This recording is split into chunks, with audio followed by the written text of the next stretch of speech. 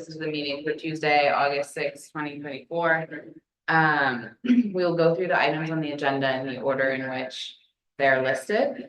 All of the communications that we have received have been posted online, right? Yes. Great. Yes, we're good with. So that means we're starting with the public hearing with ZAP-24-5, which is 151 Ledge Road. Since this is an appeal of an administrative denial, then we start with staff. Yes, thank you. The application to remove clapboard, wood clapboard, vertical and horizontal siding came in May 3rd, 2024. The applicant was informed at the time that the property was included in an historic sites and structures survey that was done in 2005. After some weeks of communication with the applicant, the decision was issued to deny the permit based on conflict with section 548 of the ordinance and section 622 and 623 of the ordinance. The appeal was received in a timely manner, and the project appeal is before you.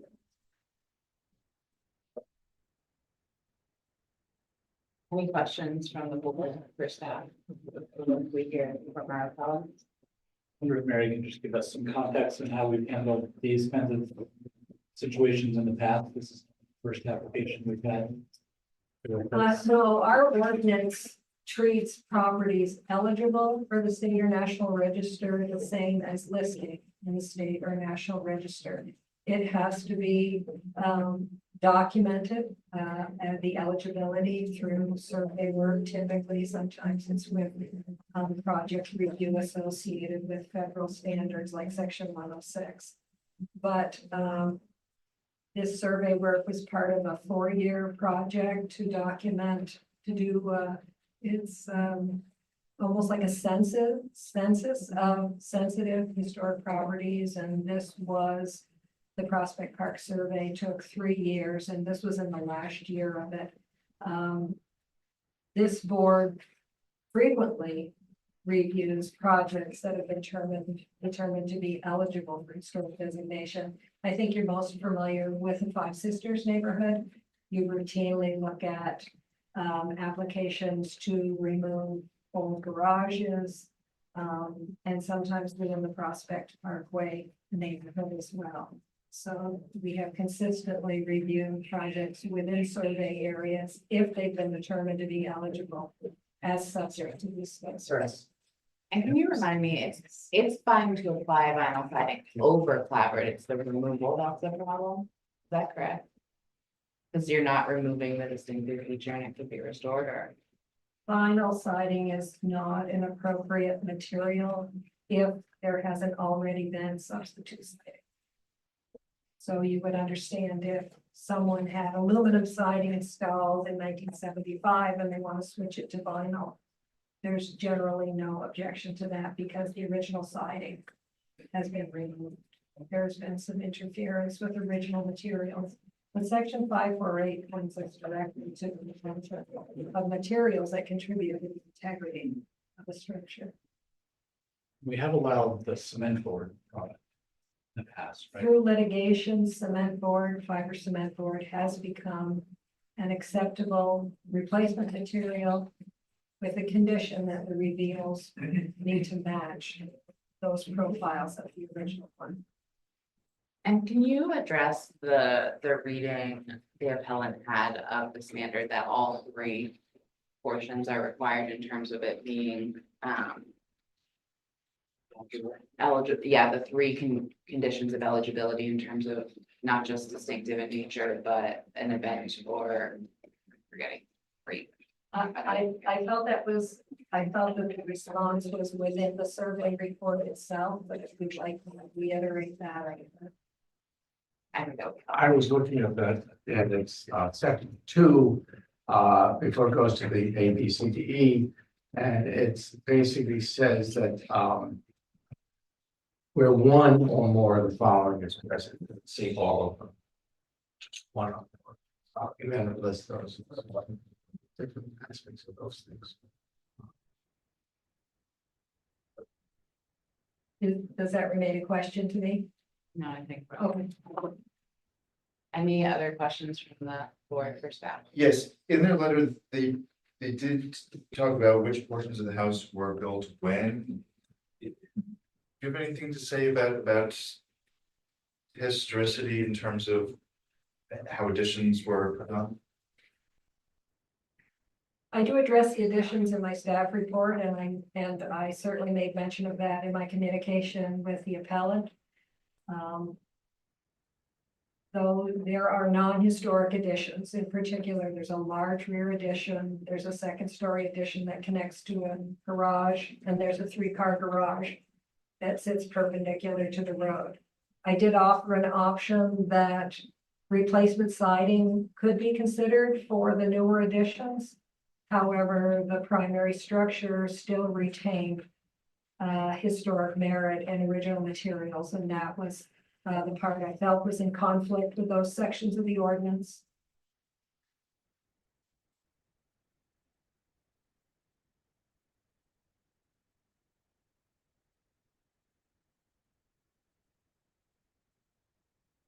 Any other questions for staff?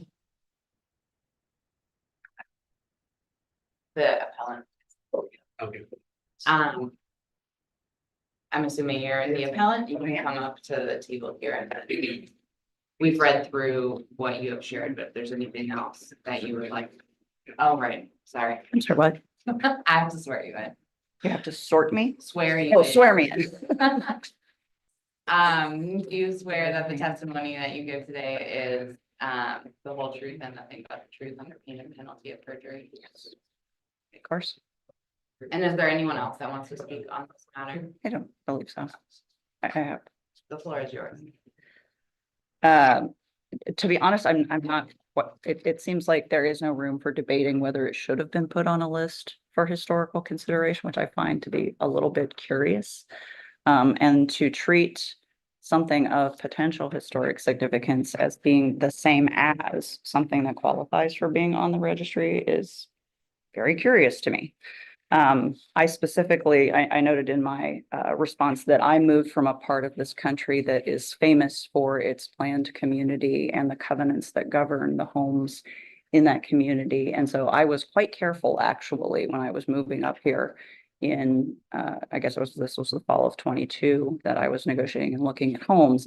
I asked my agent before we made the offer because the previous homeowners had not taken very good care of the property, and I knew a lot of work needed to be done based on the walkthroughs that I had done. I said, "Can you just is there a homeowners association?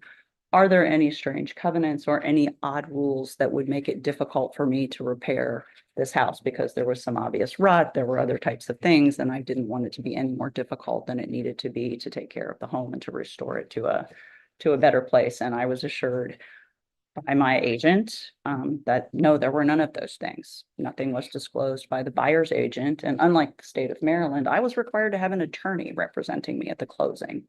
And so there were attorneys on both sides of that equation. And so from a kind of a due diligence home buying experience, it was shocking to me actually to get the feedback that the house had any historic significance whatsoever. And then to learn that it had been included in some kind of survey that sort of de facto made it almost equivalent to being on the Vermont State Home Registry or on the National Registry. And I understand that you have, I guess, an ordinance to that effect. I find that very odd. And I find it very troubling that as someone who was a prospective home buyer coming into this area, that none of that was disclosed to me, because home purchases are the biggest purchases that most people make in their lives. And I can assure you, I absolutely would not have bought that home knowing that it had any historical, because again, I moved out of Howard County, Maryland.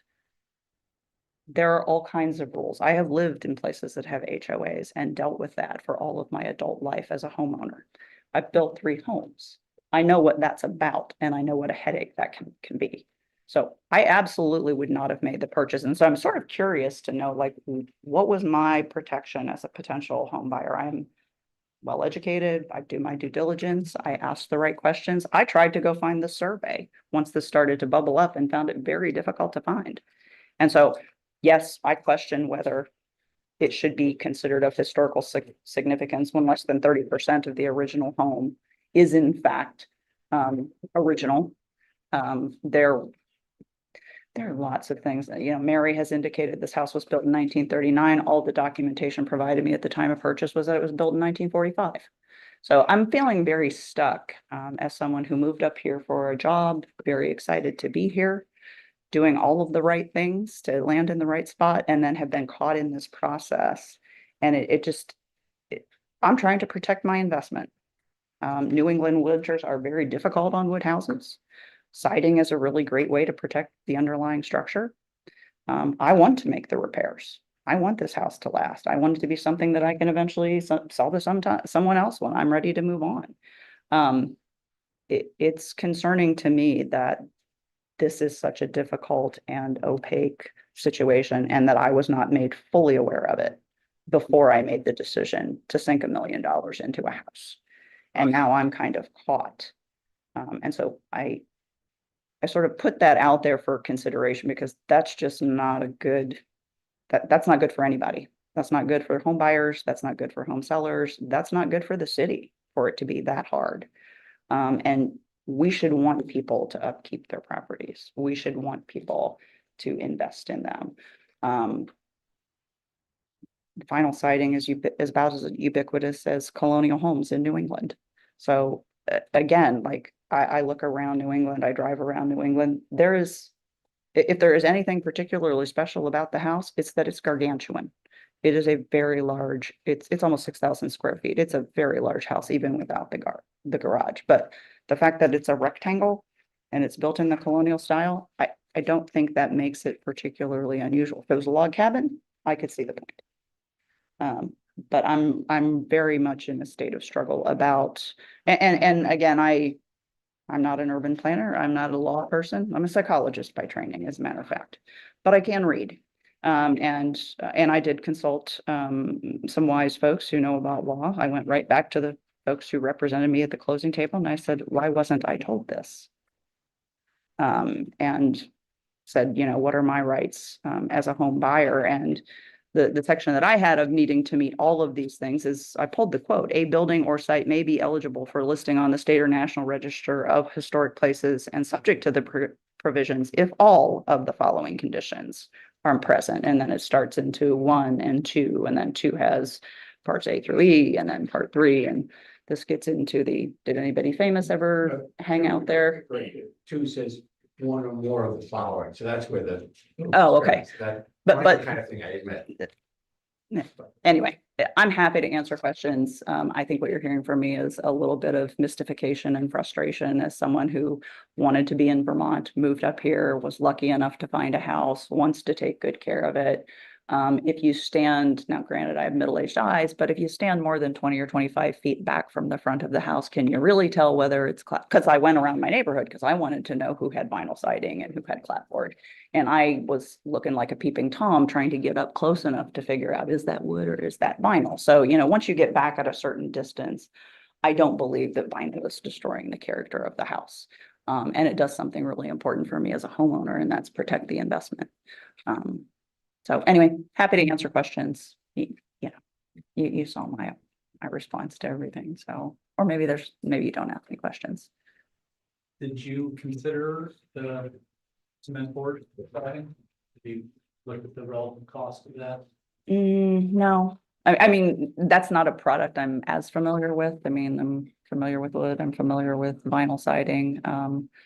I have, so I think I submitted design plans that came from the construction company that gave me the estimate, and they were getting very antsy about why I was not getting approvals for the permits and what have you. And so I was sort of updating them, and they did come back and say, we can recost this for cement board. I don't know, to be honest, I don't know what the cost consequences of that. I assume it would be more.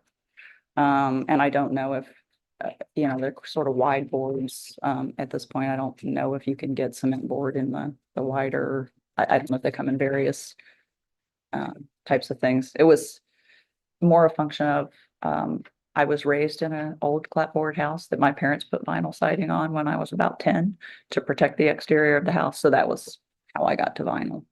And sort of a cost-effective option. It's a big house to side. So that was where that came from. Other questions? The other option being also vinyl siding for the newer portions of the home, is that a consideration that you thought about anymore?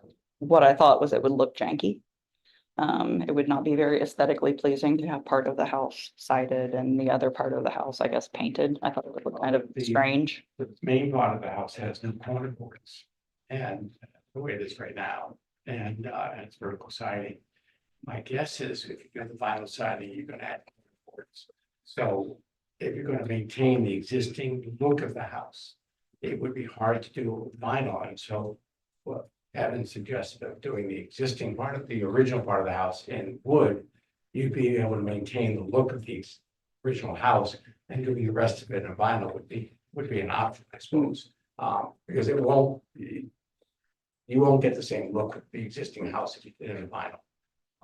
Unless, I don't know, if you're planning to do vertical vinyl on the lower part of the front. To be honest.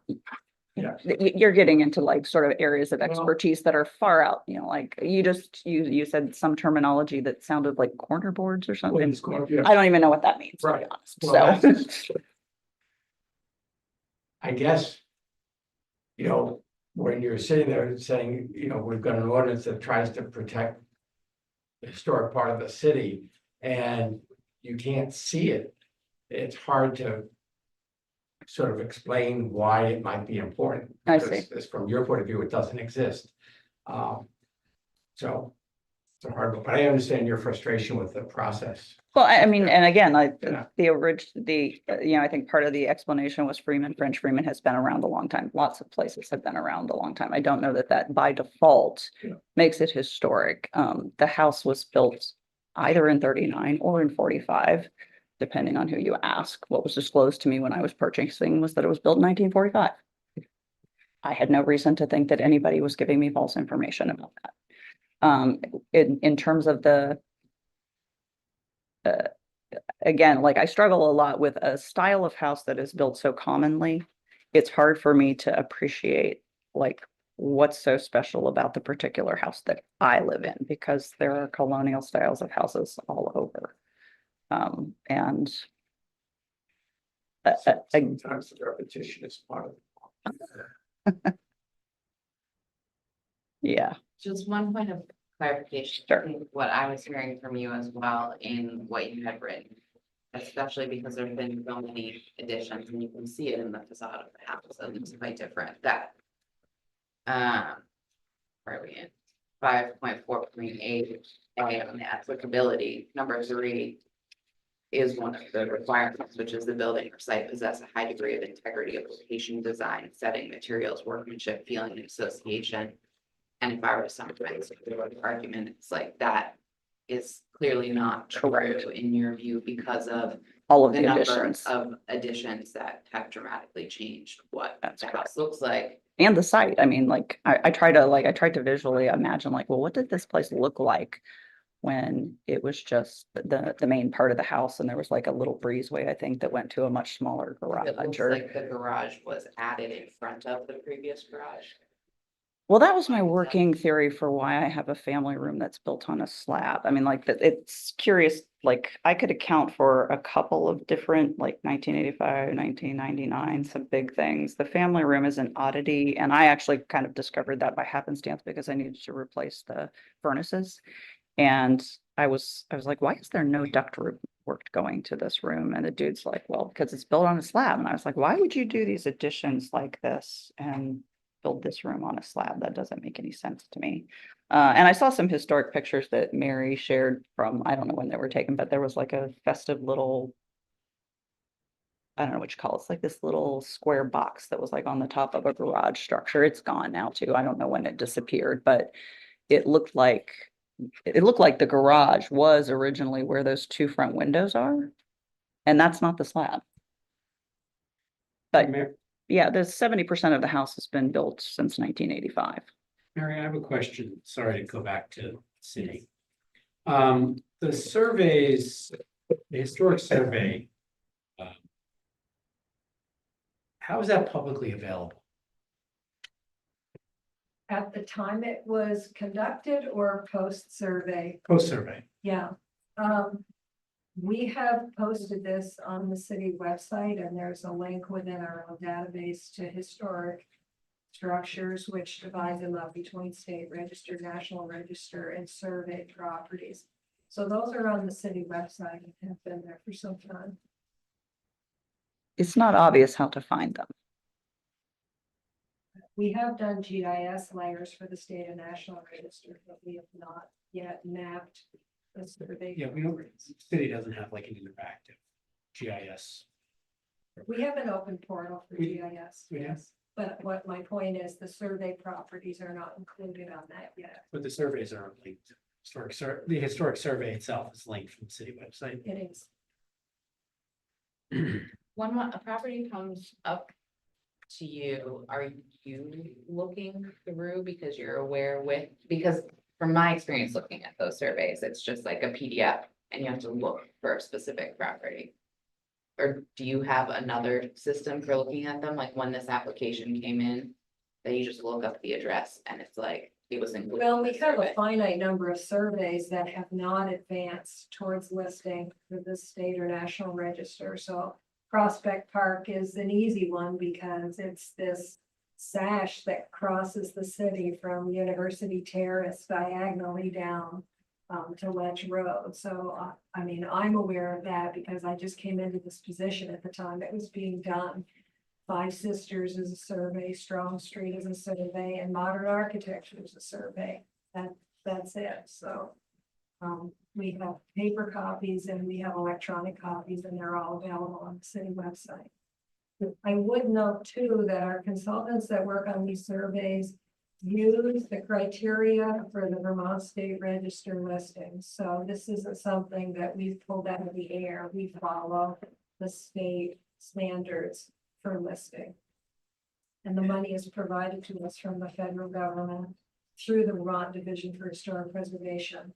And that's available to us because we're a certified local government. We complete the work. It's assessed by the Advisory Council for Historic Preservation, and they either accept or don't accept the work that was done. And the entire survey of Prospect Park was accepted. I would also add that there's only one house on Ledge Road that has managed to get even onto the Vermont registry. I have a question. I have a 1932 home, and when I bought it, it had a little green plaque on it, historic home. Yours have a plaque on it, right? Yeah, I think you have to actually register it with the city in order to get that plaque. It's not just Yeah, those are private. It's by request of the By property. request, so, okay, but that was not present when you. No, not present, not disclosed.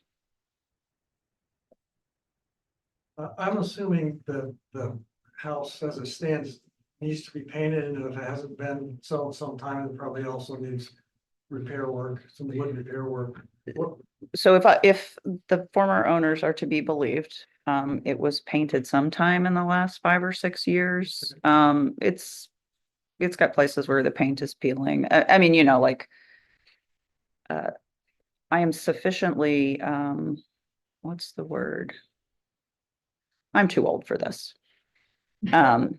And I'm gonna be irritated if my appeal is not accepted and supported, and the house is not taken off this survey registry because of all of the reasons that I've already given. But I'm too old for this, and I believe in the power of the universe. So if y'all come back and tell me, no, I'm not gonna pay more money to put cement board, I'm gonna take this all under advisement. I'm gonna figure out how to paint it. But yes, there are windows that need to be repaired. I assume that'll be a whole other round of fun. Getting permissions to replace windows, because what would I like to replace them with?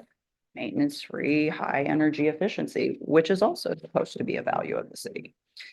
There are some fights that just aren't worth fighting. I would ask this very distinguished group though, again, what were my protections for not ending up in this situation as a potential home buyer? And I'm not going to speak on behalf of the organization that I work for, But I will say, as someone that is regularly involved in trying to recruit workforce folks to the great city of Burlington, having homeowners who can't make repairs, who can't or are guided in the direction of having to make much more expensive repairs, I think makes it harder to have housing turn over in a way that people can move up here. And it also makes housing very expensive here. We have an affordable housing problem in Burlington. That's not about my house. That's just general. And it pains me greatly when we're trying to recruit folks to this great state and we get no's because they can't afford to live here and they can't afford to move here and they can't afford to buy houses here. So apart from my own issue, I will make my peace with that. And yes, it's going to need to be painted or something, but I'm going to take this as a sign from the gods that I shouldn't be putting that kind of money into this particular house. I think I've had a situation now created for me where from an ethical perspective, what do? Because nobody disclosed to me that there was any historic significance to this house. But am I going to be comfortable when it's time to sell, not disclosing that to someone else? And then what kind of headache do I have as a seller? Because now I've got a historic house. I think we can appreciate that. And, it's unfortunate that you feel that you provided all the information during the transaction process. That's not our bailiwick. We can address that. We can only apply the ordinance standards before us. I certainly hear your argument about the house being substantially modified beyond what was historically built. That is certainly a perspective that I think the board will want to consider and talk about in its deliberations. I do know that repeatedly this board over the last 10 years has taken a relatively firm view on vinyl siding on historic properties because there are other materials out there that are not vinyl. I know somebody in the south end still hasn't been able to side their house because of that, but we did take that position and we'll have to deliberate on whether that same position needs to be taken here, given the points you've raised. I don't feel like further testimony on this is going to help us. I think we need to talk about the changes. That's right. I don't know that close here. Yes, this is, I'm not clear, but I'll, anyways, That there's some point of view that says these other options are probably a more quality way to address the issues of your house. So I don't think it may be more expensive solutions, but they may be in some ways, some people would see it as more respectful treating of a house rather than going to something like mine on a house for a lot of environmental and aesthetic reasons. But it's not totally foolish to be pushed in this other direction. But I understand that you don't like having been pushed there unknowingly. Correct. That's really the issue is that. We certainly do appreciate that. Chair, With that, we'll close this hearing. You can take over. It's So the next item on our agenda is 311 North Avenue. Carl Property, City of Burlington, installation of recreation path and fencing.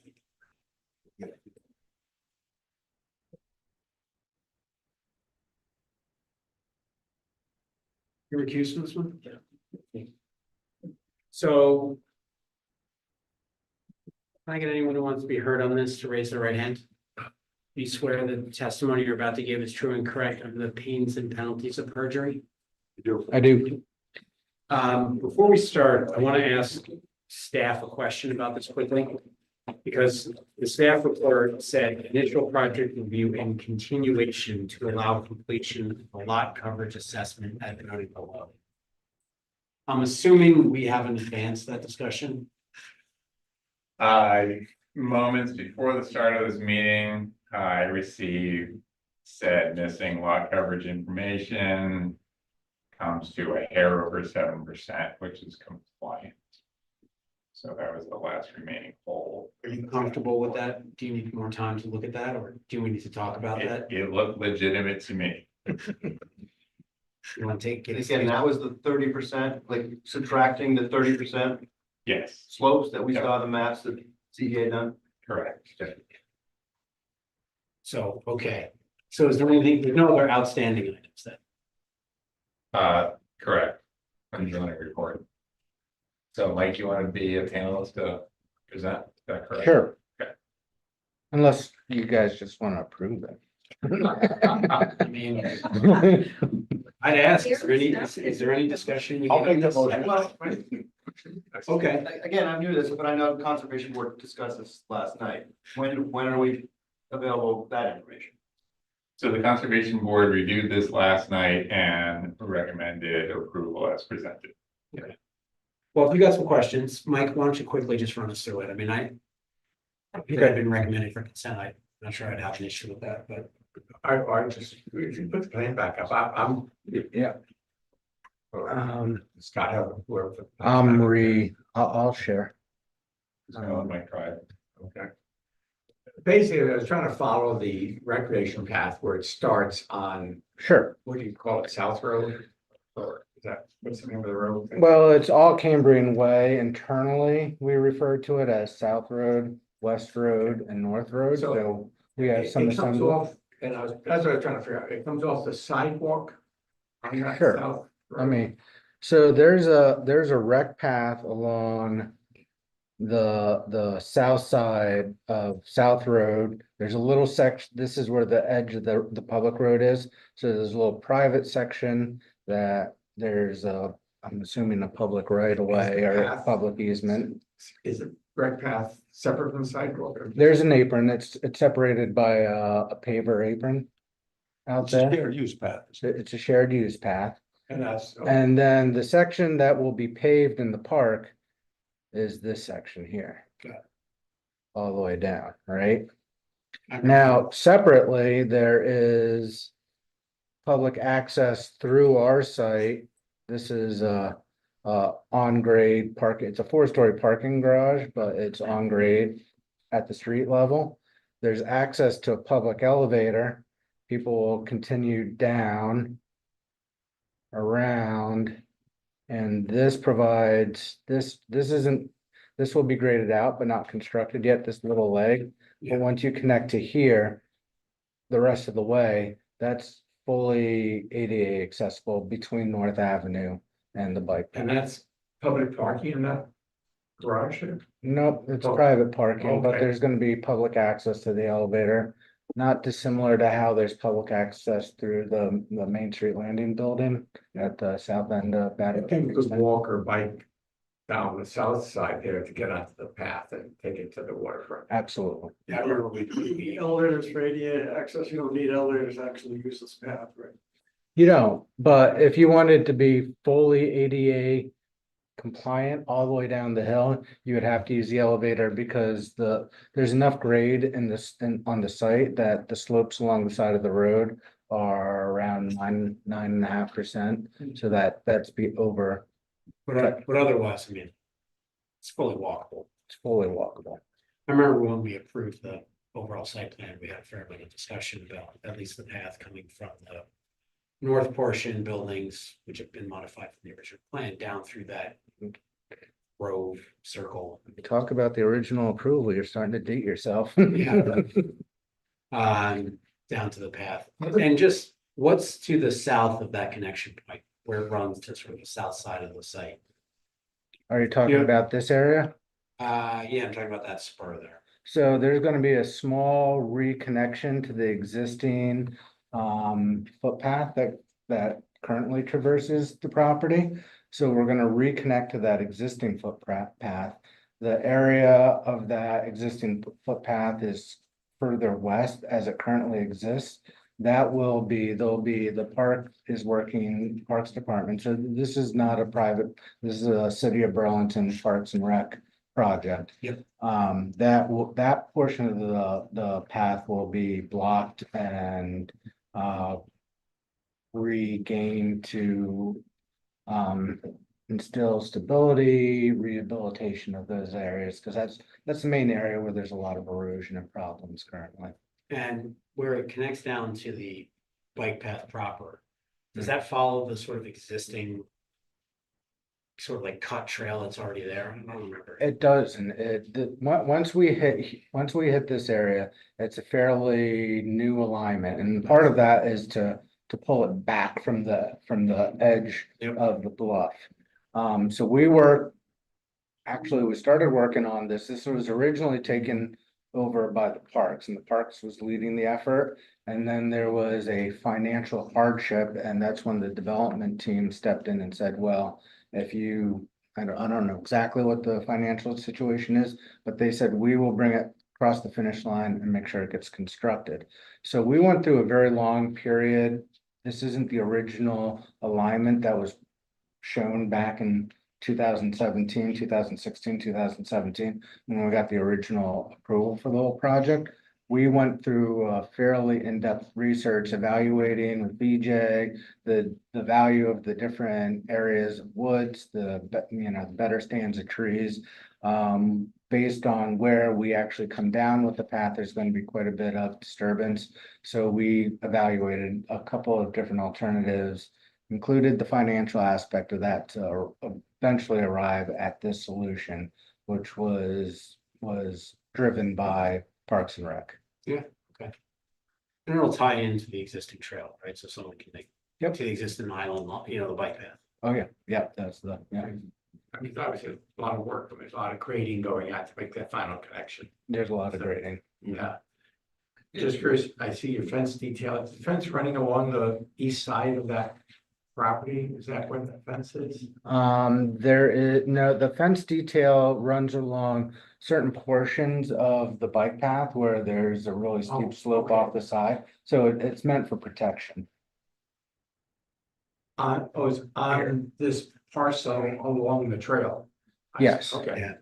We got somewhere, we got a nicer picture of this, but I biked along the bike path and every now and then somebody comes flying out of that section of the Yes. woods and it's always quite surprising. yes.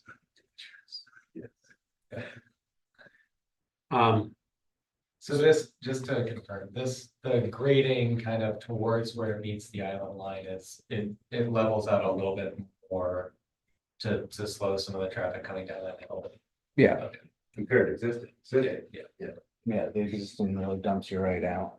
So Interesting. there'll be a little bit of a landing area. That grade is up at 5% Yeah, to the meet handicap parking. proposed bike path will be 5% or less. Yeah, it's nice. Nice to have that connection. Looks good. Anybody in the audience wants to be heard on this application? So AJ, we have Dan Cahill, our city's land steward in person tonight, as well as several Parks and Rec staff on Zoom to comment and or answer questions. Do you want to speak, Dan? Does anyone on Zoom care to speak? If so, raise your hand.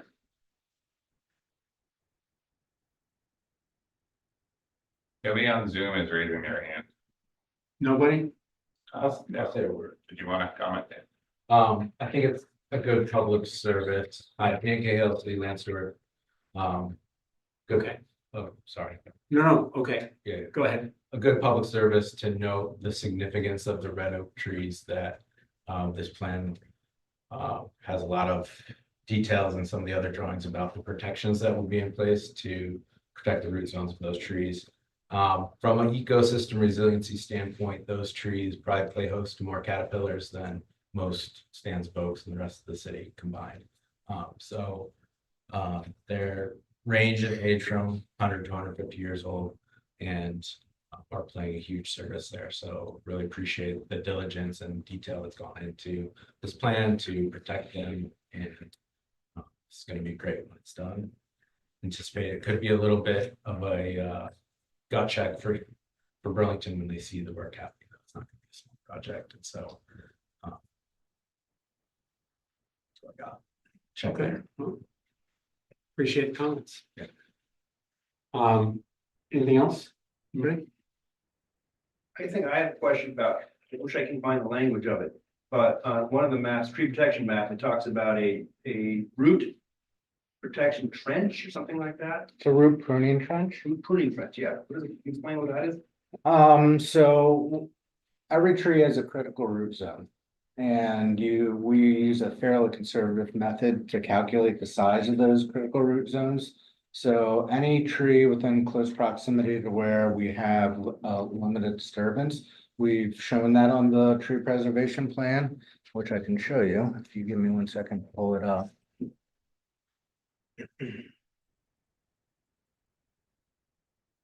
Which my eyes would be better.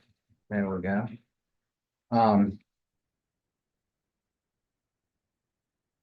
So that's the planting plan.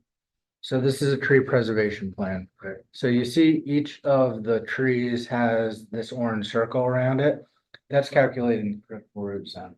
So the first thing that will happen is the limits of disturbance will be marked out on site. So the limits of disturbance represented by that black line. After the limits of disturbance are laid out by a survey crew, tree protection fencing will go in, which is represented by the red line with the squares on it. Then after that's done, the root pruning will be done. So where we have trees that have critical root zones that cross into the area of disturbance, if we just go in there and do excavation and those roots really get torn up and the tree ends up putting a lot of energy into trying to repair those broken roots. So what we do is we do a clean cut, and where that clean cut happens, it fosters regeneration of the root mass, and it doesn't put all that energy into trying to repair all those broken and crushed roots. Thank you. Yeah. So with that, I will close the public hearing. Sure, we'll deliberate.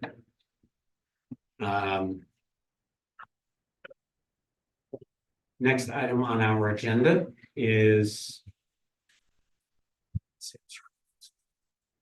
206, 208 Dale Road. The applicant is Wild Dale LLC, map 3 yards. Hello. That's you? Yes, that is me. Can I get you to raise your right hand? And if there's anybody else who wants to be heard on this, raise your right hand. Do you swear that the testimony you're about to give in the matter under consideration is true and correct and is perjury? Yes. So want to build a duplex, I suppose. So there was a newly created lot on Dale Road.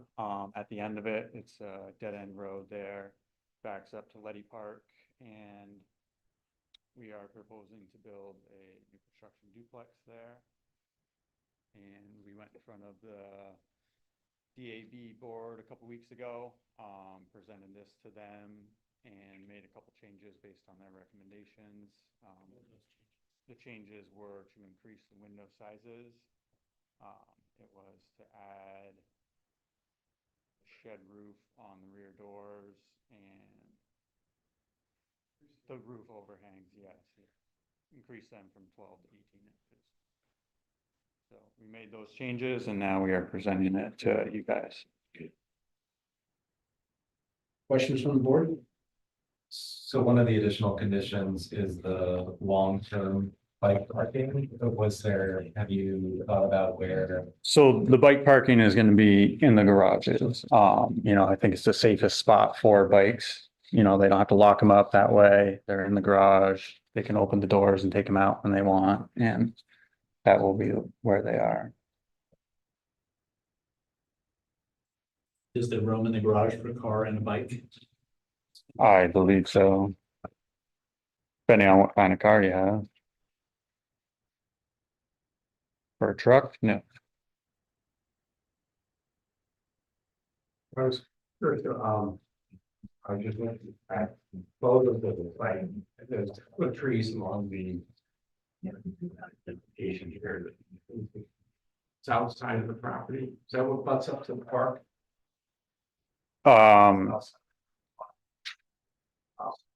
Yeah. It's still a tree, I just can't get if those trees are staying, but they're coming out. So we had removed some trees before we submitted an application for the subdivision. that picture was taken before that, I believe. So are there any trees left on the site then? Yes, there are trees. If you look at the landscaping plan, there's the lilacs up front, and then you have couple red maples, sugar maple, and a white birch. Above the property line. Yes. Okay, and then on the side yard, there's nothing there, is it? Well, there's the forest to the right from Letty Park, yeah. Is that property separated from the park by a fence? Yes. Are there any changes or improvements to that fencing, or is that's? I would like to improve the fence. It's kind of dilapidated right now. I don't know who would be responsible for that. You know, if it's Parks and Rec, if they own the fence, I imagine. That's the chain link fence. there. Yeah, I don't know, you know, how willing they are to improve that fence. This is a question for staff, just out of my own curiosity.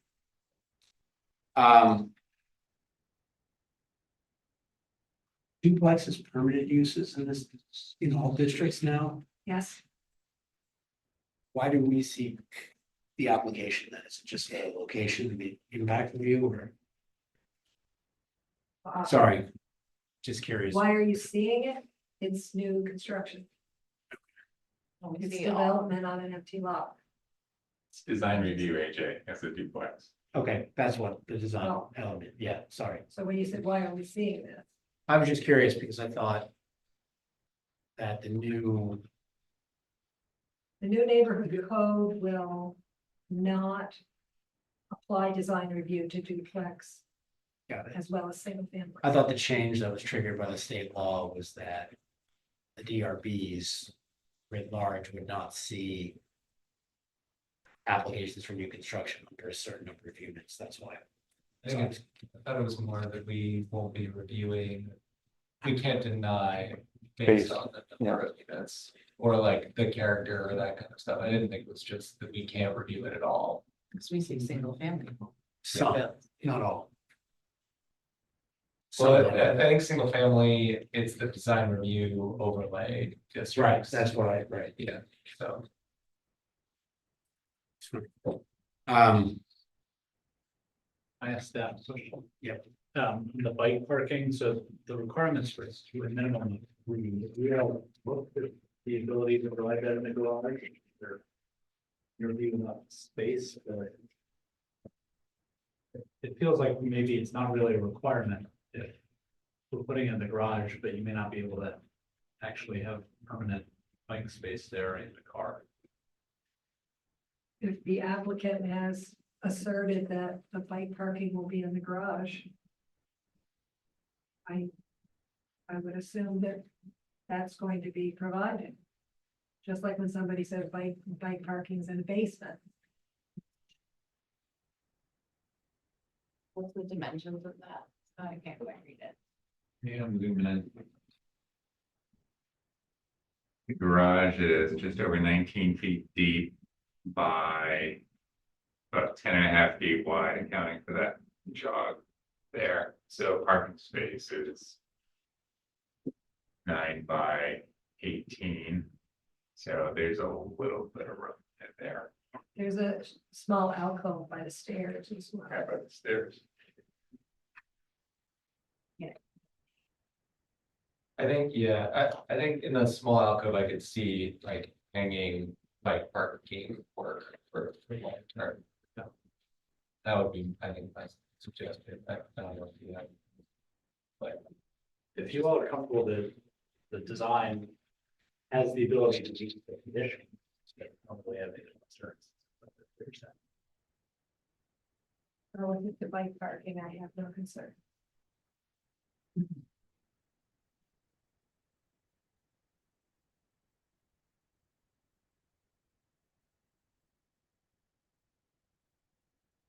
Any other questions from the board? Is there anybody online who wants to be heard on this? We do. We have Sharon Busher with her hand up. Okay, Yes, hi, this is Sharon Busher. I'm sorry, I was having audio problems, so I didn't get sworn in, so Can you raise your right hand? I am.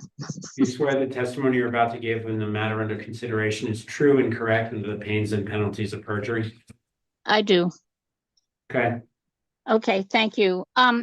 So as the body that has to enforce or apply the laws that are created, this is the fact that a duplex is allowed is legislation that the state put in place, and I support that. I thought that duplexes would allow more housing and maybe more family housing and maybe actually owner occupied housing. I know that that's maybe a pipe dream, but that's what I hope. But one of the things that has concerned me when this whole neighborhood code rolled out was that the removal of mature trees. And I just wanted to point this out since I was listening to the applicant, and I'm not being critical of the applicant, but I see a vulnerability. The applicant mentioned that some trees were removed before the application was submitted. And so I'm really concerned about that going forward and the spot that puts you in and the loss of trees that it puts Burlington in. And I am going to use this as something to come back to the Planning Commission, who is once again still looking at neighborhood code part 2, and hopefully they will address that. So that's number one. I just wanted to comment on that. But the second thing has to do with the duplex as I see it. And I always feel like we've learned a lot over time, and hopefully we apply what we've learned.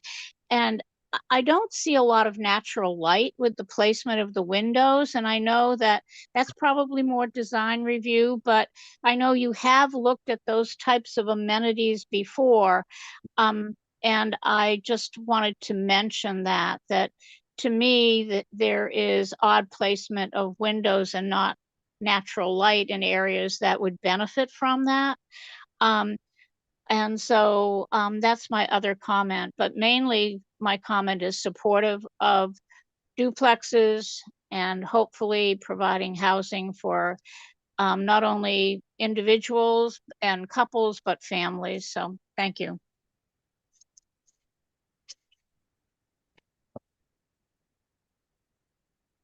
okay. So with that, I will close the public hearing. Thank you. Thanks.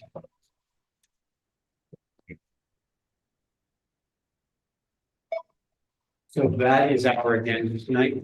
We have anything else? And I'll close the public hearing. General, close the meeting. Right. Recording stopped.